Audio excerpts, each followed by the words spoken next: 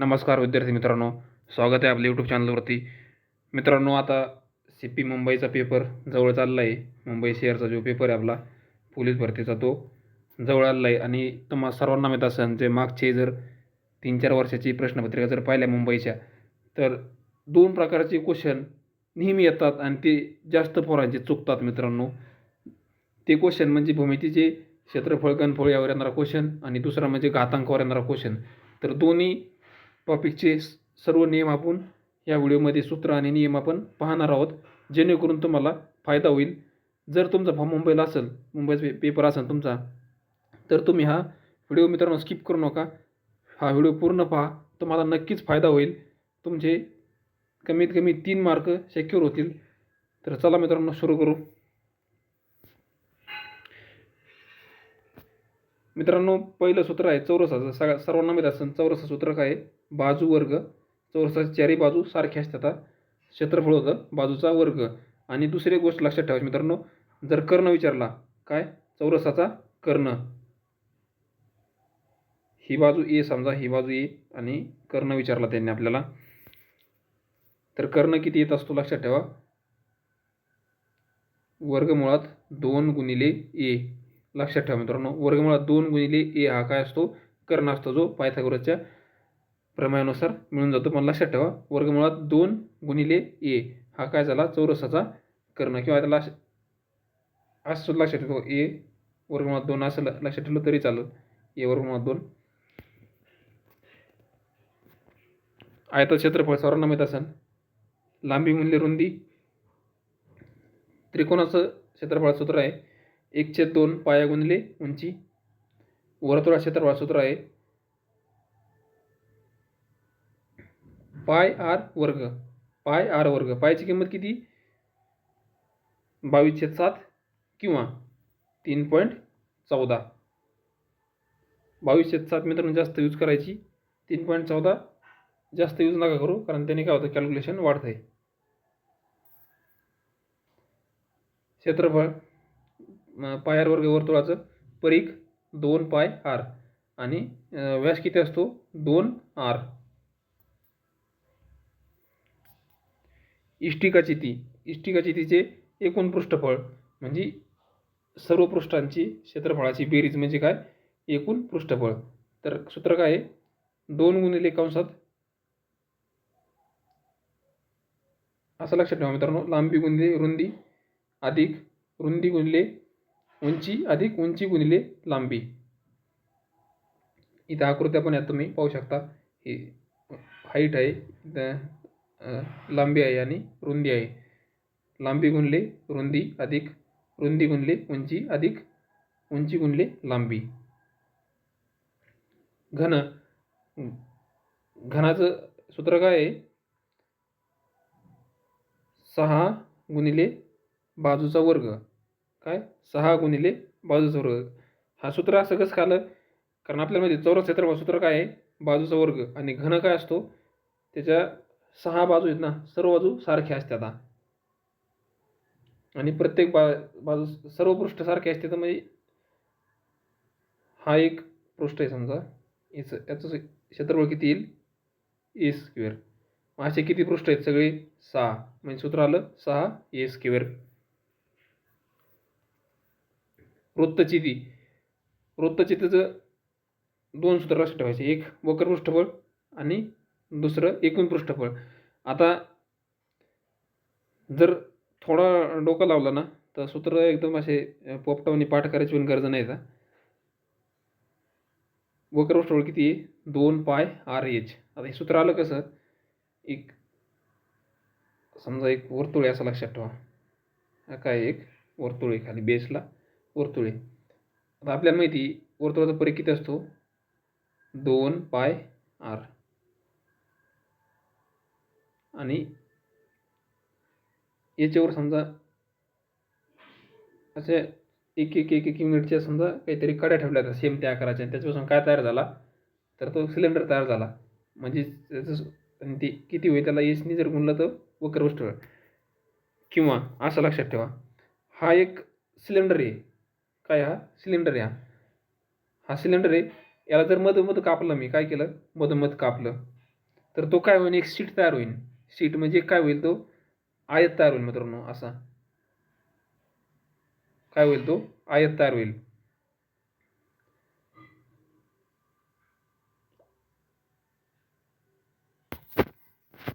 आयत तयार झाला, त्याची ही लांबी किती येईल, याची येईल, आणि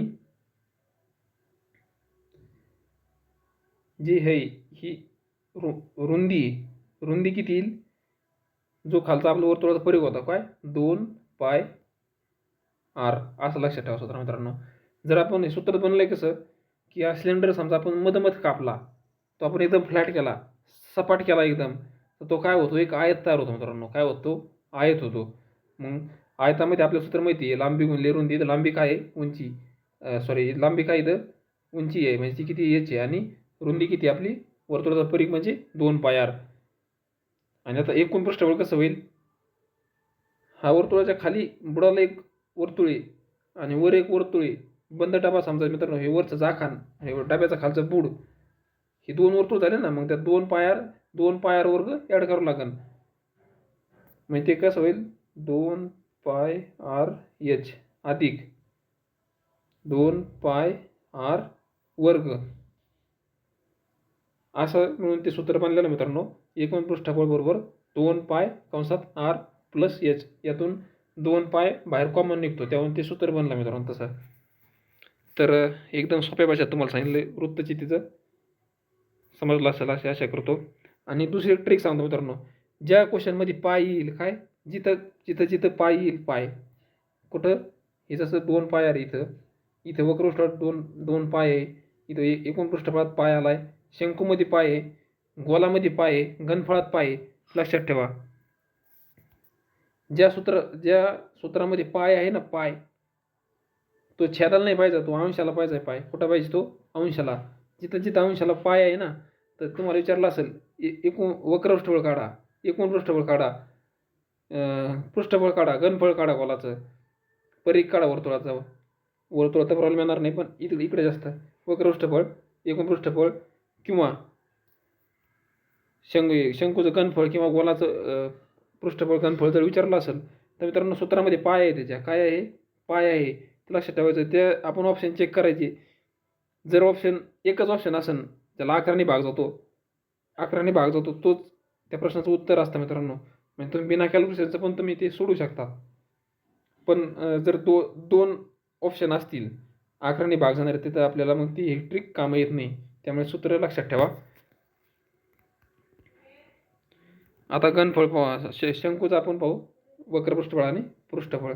शंकूचं पृष्ठफळ काय आहे, πr(l), काय आहे, πr(l). एकूण पृष्ठफळ काय आहे, πr. आता एकूण पृष्ठफळमध्ये काय येईल, खालचा आहे, ह्या πrl मध्ये हा खालचा πr वर्ग ॲड करावं लागेल. खालचा बुडाचं जे वर्तुळ आहे एक, ते त्यात ॲड करावं लागेल. आणि शंकूची आपल्याला तिरकस उंची पण विचारते मित्रांनो कधी कधी. तिरकस उंची ही r, h, आणि ही काय येईल l, जी पायथागोरस सूत्राप्रमाणे आपण काढू शकतो. l बरोबर आपल्याला माहिती आहे, कर्णवर्ग बरोबर पाय वर्ग अधिक उंची वर्ग, या सूत्राने आपण काढू शकतो. घनफळ, इष्टिकाचे तिचे घनफळ सोपं आहे, लांबी गुणिले रुंदी गुणिले उंची. घनाचं घनफळ, बाजूचा घन. तुम्ही एक गोष्ट नोटीस केली असेल, घनफळाचे सूत्र काय असते तर नेहमी असं, घनफळाचं जे शेवट उत्तर येतं ना, ते कसं असतं, युनिट काय असतं, सेंटीमीटरचा घन, मीटरचा घन. आणि क्षेत्रफळात काय असतं, सेंटीमीटरचा वर्ग, मीटरचा वर्ग, आहे की नाही.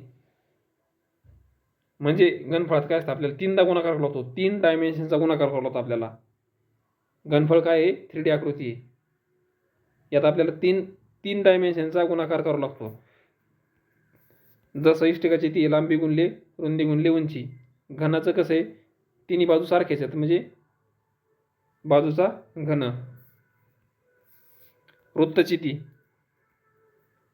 πr वर्ग h, वृत्तची तीच काय आहे, πr वर्ग h. शंकूचं काय आहे, वृत्तचितीच्या 1/3. वृत्तचितीचं कसं होतं पाय आर वर्ग एच, त्याला 1/3 गुणलं तर आपल्याला शंकूचं भेटतं घनफळ. गोलाचं घनफळ गोलाचं पृष्ठफळ पाहू अगोदर 4 पाय आर वर्ग. आणि मी एक मित्रांनो लक्षात ठेवा, परीक्षेला फसायसाठी तुम्हाला अर्धगोलाचं पृष्ठफळ विचारतील, एकूण पृष्ठफळ अर्धगोलाचं, तर त्यावेळेस किती येईल? तुम्ही 2 करता 2 पाय आर वर्ग तर चुकता मित्रांनो, तिथं काय येईल 3 पाय आर वर्ग. 3 कसं आलं? अर्धगोल असा असतो ना, कटोरा वाटी असं समजा, सॉलिड वाटी समजा अर्ध, हे वरचं पण एक वरचं त्यात ॲड करावं लागेल, त्यामुळे 3 पाय आर वर्ग. आणि ती दुसरी ट्रिक तर तुम्हाला सांगितलेली, 11ची डिव्हिजिबिलिटी चेक करायची. तर बऱ्याच पोरांना असा विषय पडतो, 11ने भाग का जातो? सोपं आहे. दिलेल्या संख्येमधल्या समस्थानच्या अंकाची बेरीज आणि विषमस्थानच्या अंकाची बेरीज यांची बेरीज करून त्यांची वजाबाकी जर केली ते 0 किंवा 11च्या पटीत आले, 0 किंवा 11 आले तर त्या संख्येला 11ने भाग जात असतो.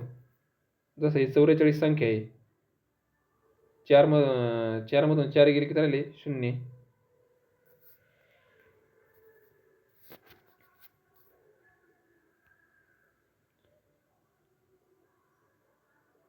गोलाचं पृष्ठफळाचं आपण पाहिलं सूत्र, घनफळ आहे 4/3 पाय आर घन. तर हे होते मित्रांनो भूमितीचे महत्त्वाचे सूत्र, जे की मुंबईच्या पेपरच्या दृष्टीने खूप महत्त्वाचे आहेत. आता आपण घातांकाचे नियम पाहू. पहिला नियम घातांकाचा, गुणाकारामध्ये पाया समान असताना घातांकाची बेरीज होती. जसं इथं काय आहे पहा, उदाहरण दिलं, ए गुणिले एचा घात एक्स गुणिले एचा घात वाय बरोबर काय येईल? एचा घात एक्स प्लस वाय. असं लक्षात ठेवा. 5 आहे, 5 गुणिले 5, इथं 5चा घात 2 आहे, इथं 5चा घात किती? 1 आहे. काहीच नाही म्हणजे किती? 1 आहे. म्हणजे किती उत्तर आलं? 5चा तिसरा घात. आता गुणाकारात पाया समान असताना बेरीज होती, भागाकारात काय होतं? घातांकाची वजाबाकी होती. जर पाया समान असेल तर घातांकाची काय होती? वजाबाकी होती. जसं 2चा 5वा घात भागिले 2चा तिसरा घात बरोबर काय? 2चा 5वा घात वजा 3 बरोबर किती? 2चा दुसरा घात बरोबर 4. हा नियम महत्त्वाचा मित्रांनो. कोणत्याही संख्येचा घातांक 0 असेल ना तर उत्तर नेहमी 1 येतं. जर एखाद्या संख्येचा घातांक वजा असेल, त्याला अधिक जर करायचा असेल त्याचा इन्व्हर्स करायचा, उलटा करायचं. जसं इथं 2चा वजा 2 घात आहे, आपण काय केलं तर उलटा केला, 1/2चा दुसरा घात बरोबर की त्याला 1/4 हे बरोबर उत्तर आलं.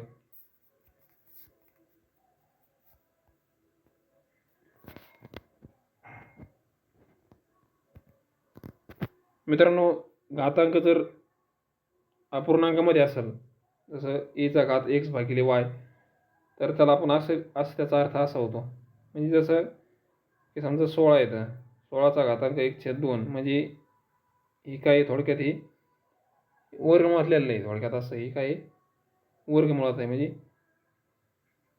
2 म्हणजे काय असतं इथं 2 म्हणजे काय? ही 2 कोटी म्हणजे काय? हे वर्गमुळे नाही दिलं तरी चालतं, म्हणजे किती आपले 4. तर हे होते मित्रांनो घातांकाचे, आणि आपण भूमितीचे नियम पाहिले, सूत्र पाहिले. तर पेपरच्या अगोदर एकदा तुम्ही हा व्हिडिओ एकदा ओव्हरलुक करायला पाहून जा, तुम्हाला नक्कीच फायदा होईल. आणि भूमितीची ही घनफळ पृष्ठफळात जर क्वेश्चन आला तर मित्रांनो मी तुम्हाला नक्कीच सांगतो, तुम्ही जी पोरायची गर्दी आहे त्या गर्दीच्या पुढं असणार आहेत, तुम्ही गर्दीतून पुढे जाणार आहेत. थँक्यू. जय हिंद. भेटू पुढच्या व्हिडिओमध्ये.